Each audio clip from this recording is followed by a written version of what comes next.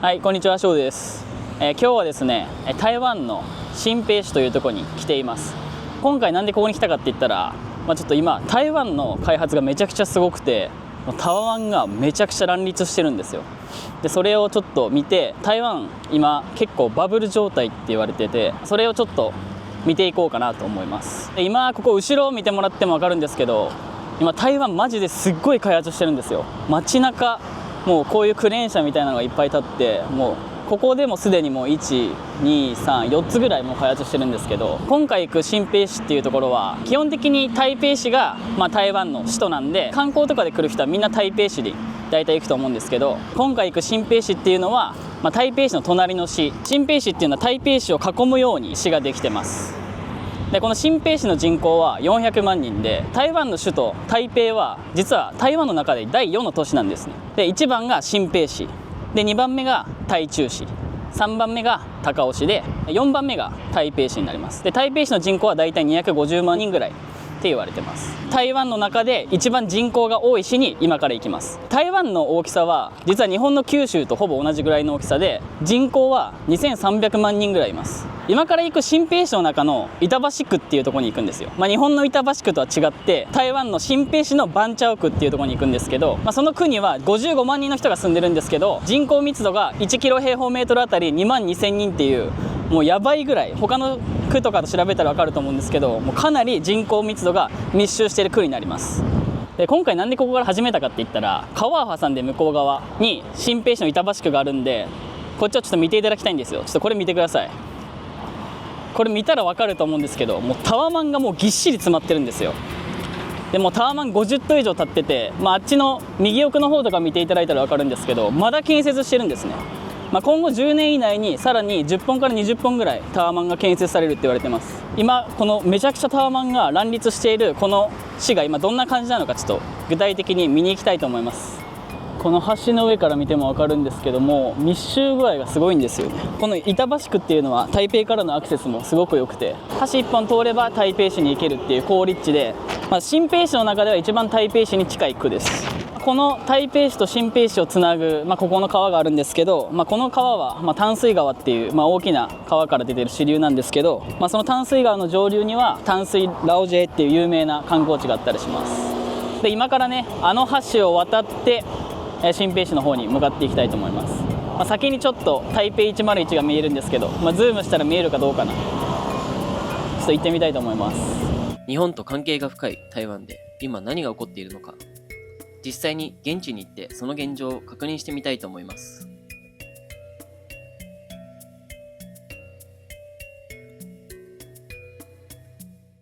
で今こちら後ろに見えるこれが板橋駅です。板橋駅になります。で、この駅舎見たら、ちょっと古いなっていう感じあると思うんですけど、新しい、線路がねあっち側に作られてて、でここちょっと周り見渡してもらえたら分かると思うんですけど、めちゃくちゃ開発進んでます。超綺麗なビルとか、これが、市役所なんです。新北市役所です。で、こっち側見てもでかいビルが建ってて、この地域は板橋区の中でも板新特区って言われる、さらに開発が積極的に行われている部分で、今はちょっと平日の昼間なんで人通り結構少ないですけど、ビジネスの中心であったり、生活の中心、あと商業施設がすごい多いんで、普段はものすごく人が多い場所です。ここは台北市から全く離れてなくて、やっぱりアクセスが充実していることとか、こうやってさっき言ったようなタワマンがすごいめちゃくちゃ建ってて、住む人がめちゃくちゃ多いっていうので、この辺りがすごく発展したって言われてます。で今ここにある広場なんですけど、この広場、毎年ねクリスマスぐらいの時期になるとものすごいイベントが結構開催されて、プロジェクションマッピングでこの市役所全体が映像化されたりして、もうまだ今10月なんですけど、もうすでにクリスマスの準備してますね。早いね。やっぱり台湾の中で結構有名なイベントらしくて、結構大規模なイベントが行われます。ここに書いてありますね。ニュー台北市市民広場ですね。でまずは、この辺り結構開発がめちゃくちゃ進んでるってことなんで、この市役所の展望台行けるらしいんで、この展望台からちょっと街の様子ちょっと覗いてみようかなと思います。新北市役所の展望台は無料で行けるので、皆さんもぜひ行ってみてください。市役所の中はエレベーターの数がものすごく多いので、迷わないように気をつけてください。このエレベーターに乗っていきます。そして展望台のある32階を目指します。ここから新平市を一応出てきますね。こうやって見たら分かるように、まだ工事中の建物とか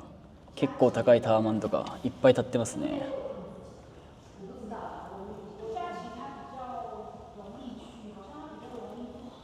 ここら辺が一番ね、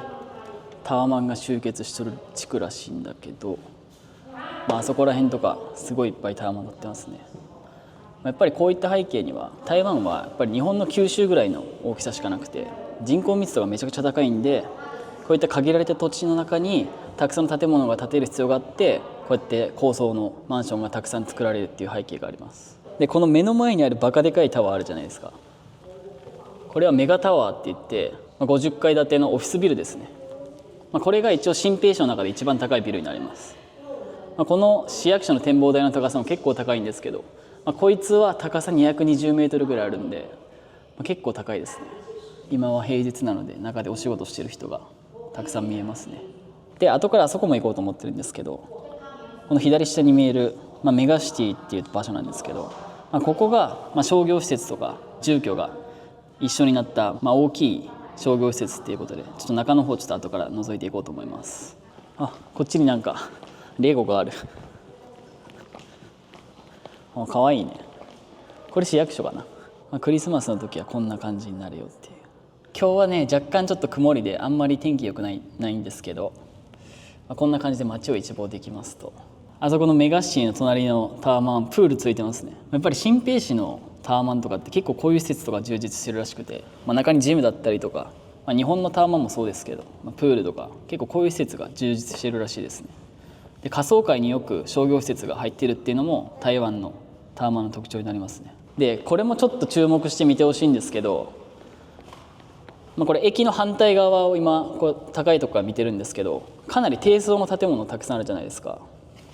例えばこういったところとかかなり密集して低い建物がめちゃくちゃ多いんですよ、この辺って。でやっぱり開発されて、タワマンになってるところも結構見えますけど、台湾っていまだにああいった低層の建物がすごい多くて、人口がどんどんこの都市部に集中してきて、こういった低層の建物をどんどん壊して高い建物が建つっていう感じになってますね。本当に上から見たら密集具合が本当にすごいな。タワマンの密集具合もすごいけど、低層の建物の密集具合もすごいっていう感じですね。でこれが上から見た板橋駅になるんですけど、駅もやっぱ結構でかくて新しいですね。この右側の新しい方が新しく作られた駅ですね。この駅の今駐車場見てるんですけど、これちょっとちっちゃくて見えるか分かんないですけど、バイクがめちゃくちゃすごいんですよ。やっぱり台湾ってめちゃくちゃバイクが多くて、台湾人のバイクの所有率は 100% らしいです。運転とか、街歩いてたら分かるんですけど、バイクがもう尋常じゃなく多いです。バイク専用の道路とか、バイク専用の信号待ちのスペースとかもあって、本当にバイクですごい発達している街だと思いますね。で、今この展望台から板橋区の雰囲気をちょっと見たんで、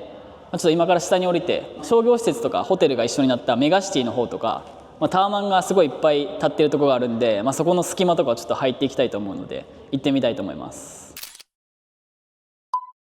で今降りてきたんですけど、ここにあるのがメガシティって言われる、複合商業施設です。でこの中にはデパート、オフィス、住居が入ってます。で、映画館とかもあって、かなりでかい複合商業施設になってます。こっち側にあるのが、さっき上から見たメガタワーと言われる新平市で一番高い建物ですね。今からこの中はどんな感じなのかちょっと見ていきたいと思います。でこのメガシティなんですけど、2015年に開業して台湾でめちゃくちゃ大きい会社のファーイーストングループっていう会社がここを作りました。この横のメガタワーもファーイーストングループの企業が主に入ってます。このファーイーストングループっていうのが台湾でめちゃくちゃ大きい会社で、日本にもあるんですけど、そごうっていう、デパートあると思うんですけど、台湾にもそごうっていうデパートがあって、そのファーイーストングループがそごうも運営してるって感じになります。ちょっと待って、あんなん初めて見た。ちょっと近くで見てみよう。それ警察？警察かな。初めて見たけど警察だね。すごいな。初めて見た。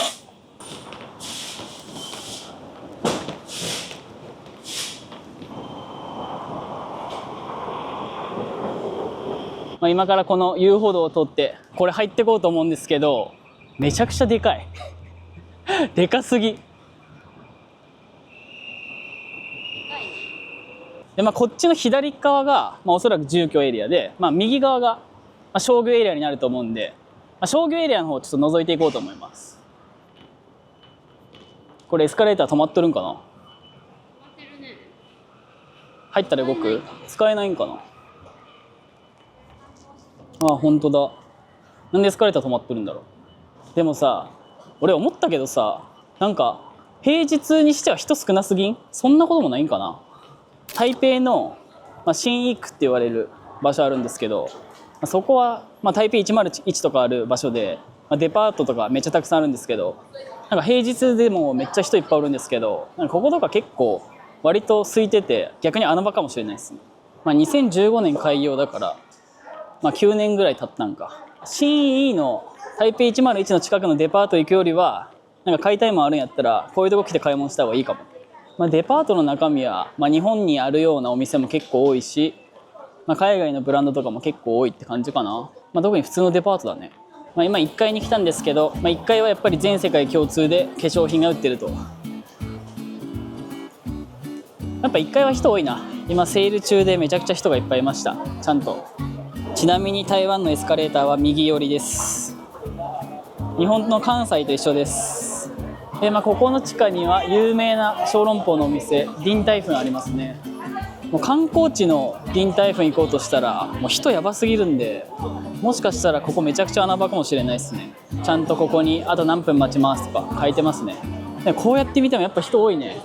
人口密度が高いだけあって平日でも人いっぱいですね。ここの地下にはスーパーもあって、上に住居があるんで、そこに住んでいる人たちもここのスーパーとかに買い物来たら結構便利かもしれないですね。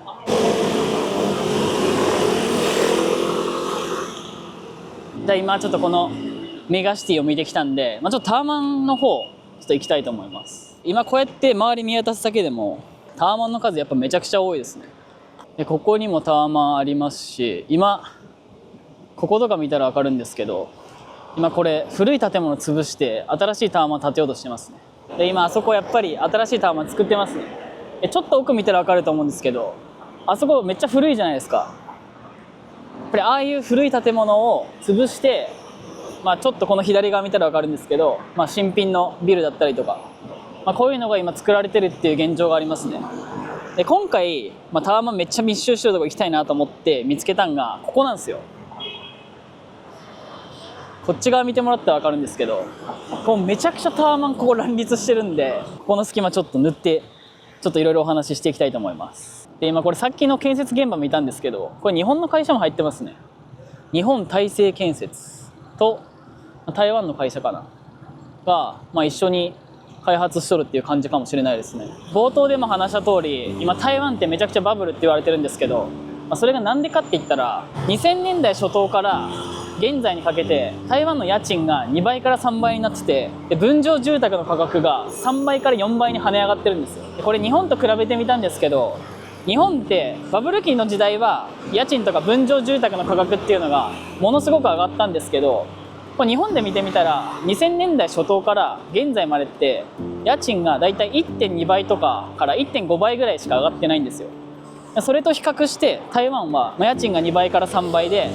分譲住宅の価格が4倍ぐらいまで跳ね上がってるっていうので、今台湾は実際にこれバブルが起きてるんじゃないかって言われてます。台湾がなんでここまで値上がりしたかっていうと、もちろん台湾って、今経済がものすごく急成長してる時代で経済が発展したから、家賃とかが上がったっていう側面もあるんですけど、やっぱり土地が少ないっていうので値上がりしてるっていう理由が一番多いんですよね。やっぱ都市部の需要に対しての供給数がまだまだ少なすぎて、まだ開発が全然できてなくて、この家賃が今めちゃくちゃ値上がりしてる状態です。でこの家賃が今現在では高止まりしてて、もうこれ以上値上がりするってことは今現象としては起きてなくて、だけどかなり高い状態が続いてます。台湾でよく言われてるのが、もう若い人が家を買えないらしいです。もう値段が高すぎて若い人が家を買えないっていうバブルを感じさせるところだと思うんですけど、若い人が家を買えないっていう状態が続いてるんで、やっぱりその政府もちゃんと対策してるんですよ。で、まず台湾が今バブル状態っていう話は置いといて、日本がなんでバブル崩壊したかっていう話したいと思うんですけど、1980年代初頭から、1980年代後半にかけて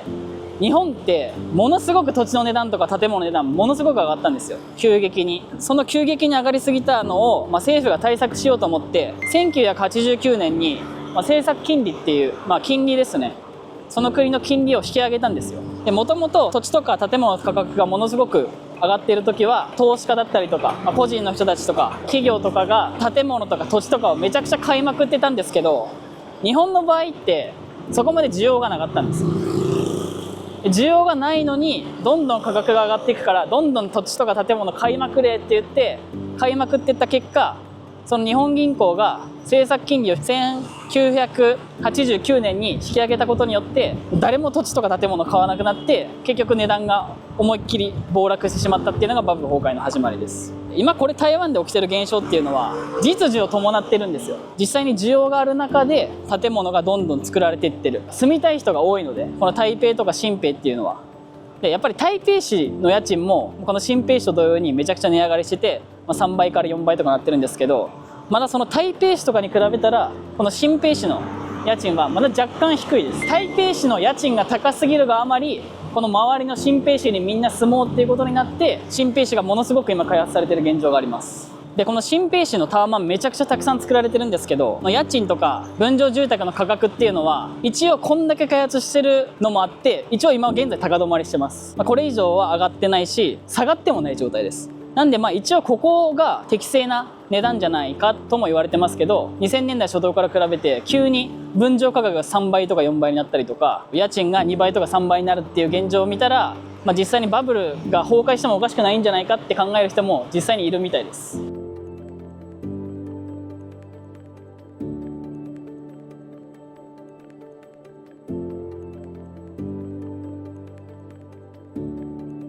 でさっき日本のバブルの話したんですけど、台湾はバブルが急激に崩壊しないように一応対策してて、どういう対策してるかって言ったら、まず外国人の購入を規制してます。例えばなんですけど、外国人がこの例えばタワマンを買おうとした時に100個部屋があるとしたら、10個までしか買えないよみたいな規制をしてて、外国からの過度な投資を防ぐように一応対策してます。でもう一つが転売税って言って、日本にもこれに似たような法律があるんですけど、部屋とか土地とか建物とか購入した後に、すぐに売ろうとすると、高い税金が課せられるっていうので、短期で土地とか建物がすぐに売買されないように一応対策してます。で日本はバブルが崩壊した当時、この外国人の規制だったりだとか他の規制を全くしてなかったので、バブル崩壊ですごい失われた10年って言われる、日本の不景気が続いたんですけど、台湾はそういうことが起きないように一応規制もしてます。で今この辺、なんとなく歩いてるんですけど、実はこれ全部タワマンなんですよ。周り見てもらいたいんですけど、今ですね、普通に何気なく喋ってるんですけど、これ周り全部タワマンなんですよ。しかもほとんどが多分30階から40階ぐらいの建物で、この付近だけでも多分10棟ぐらいはあります。本当に密集して立ってます。で今歩いてるのが、タワマンとタワマンの隙間みたいなところを歩いてるんですけど、日本のタワマンもそうですけど、設備がすごいですね。こんな噴水とかもあったりして本当にすごいな。なかなかこんなにタワマンが密集して立つとこ日本でも見たことないですけどね。これ上見上げたら本当に高い建物がずらーっと並んでます。ちゃんとタワマンの隙間と隙間のスペースにもこうやって公園とかが作られて、子供とかが遊んだりとか、犬の散歩とか、こういうとこでさせる人が多いみたいですね。やっぱり噂通り本当にこの板橋区のタワマンすごいっすね。僕は台湾結構来てるんですけど、こんなにタワマン立ってるの初めて見ましたね。例えばタクシーとかで高速道路移動する時とか、タワマンめっちゃ多いなっては見てたんですけど、やっぱりこうやって実際にこうやって現地に来て見てみたら本当に迫力すごいです。今こうやって実際に台湾のこの板橋区のタワマンを見に来たんですけど、今建設してる建物もあるし、実際に立ったタワマン見ても本当に迫力がすごい。日本ではなかなか見ることができない景色ですし、さっきも話したように台湾のバブルが急に崩壊するっていうことは僕はないと思ってるんですけど、もし、この僕の意見に関してなんか意見とかある人だったらもうぜひコメント欄に書いていただければいろいろ議論できると思うんで、ぜひコメントよろしくお願いします。今回はねこの、板橋区のタワマン郡、実際に台湾で今起こっている不動産バブルについてちょっとお話しさせてもらったんですけど、今後もね普通の観光客は行かない場所だったりとか、もちろん普通の観光地も僕撮影しに行きたいと思ってるんですけど、こういうディープなスポットだったりとかも回っていきたいと思うので、この動画が面白いと思ってくださった方はチャンネル登録と高評価よろしくお願いします。